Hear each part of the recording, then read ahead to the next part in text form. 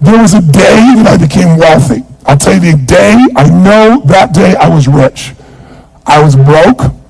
I was pissed. I was angry at everybody else but who? Myself. But really underneath it, I was mad at myself. I just couldn't beat myself up anymore, so I was pissed. And I had a friend that I loaned money to when I had barely enough, and I knew he needed it. And I gave him $1,200, and I'm here not able to eat. I'm down to like $25, $26. And I'm saying to him, calling him, and he's not returning my call.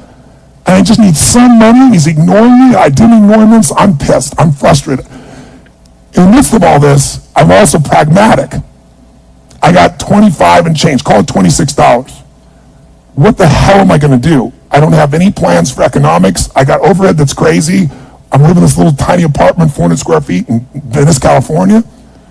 So I thought, okay, when I was totally broke early on, when I was 17, I used to save my money up and go to the smorgasbord and load up for Christmas, load up for the week. So I said, I was in Venice. I'm going to go over to Marina del Rey, where all the yachts are, and there's a place there called El Chorrito. And I'm going to go, they have an all-you-can-eat smorgasbord. I'm going to load up for the winter. I'm going to get there. So I didn't drive there because I wasn't going to spend the gas to get there. Plus, I needed to walk, so I walked there. And I go in, I'm not dressed really great, but Marina del Rey, it's okay. And I got a place right by the window, and I can see these yachts going by, and I'm dreaming of what life could be like. And I'm starting to let go of my anger, and I'm starting to focus on what I want instead of what I don't want. How many followers say I? And that shifted me just a bit. And now I'm eating, which shifted me a lot. And I got this giant plate stacked up. And I don't know what the amount was. It was like, whatever it was, $6.95, $7.95, right? So I'm going to do this. I could probably do this 3 or 4 times, right? Somewhere in that range. As I'm finishing my meal, this little boy comes in, dressed in a little suit. I honestly don't know how old he'd be. Probably in the 3rd grade. So maybe 8 years old, 9 years old, something like that. And he was so adorable. And he opened the door for his mother. And his mother was an attractive lady. And he came over and he pulled out the seat for her, and she sat down.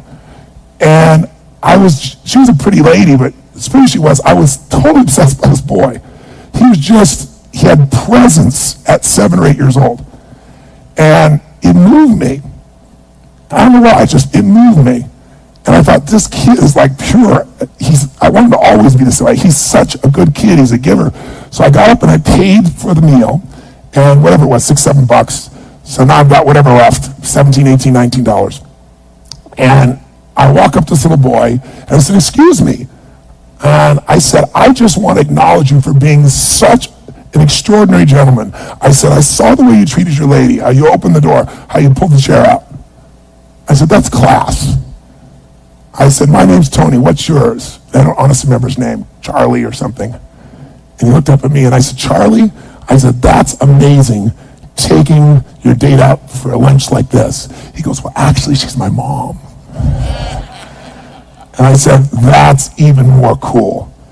And he said, oh, but I'm not taking the lunch because I think he said he was 8. I said, oh, yes, you are. And I had no plan for this. I just reached in my pocket. I took all the money I had left, $17, $18, $19, and I put it on the table. I said, you're taking it to lunch. He looked up at me and he goes, I can't take that. I said, sure you can. He said, why? Because I'm bigger than you are.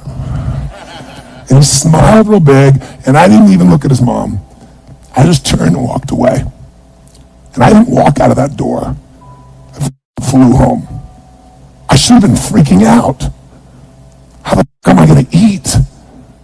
But I didn't. I flew because something inside of me had finally got past scarcity. Had finally realized there's something inside of us more than our limits, especially around this thing called money that I had let terrorize me. And I got home, and the mailman came that day, and I had no idea I was going to have my next meal. And a letter comes, and it's from the guy I loaned the money to. A handwritten note saying, I've been avoiding you. It's wrong. I'm so sorry. You were there when I needed you. Here's what I owe you plus a little bit more. And the $1,200 was there, plus another $100 for the time that I had to take care of it. And for me, $1,300, that was enough to run my show for a month or 2. And I cried. And then I decided, what does this mean? And I thought, this means that whenever you give, it's always going to come back, so you don't have to ever think about that again. Just give. And the rewards will be greater than you can ever imagine.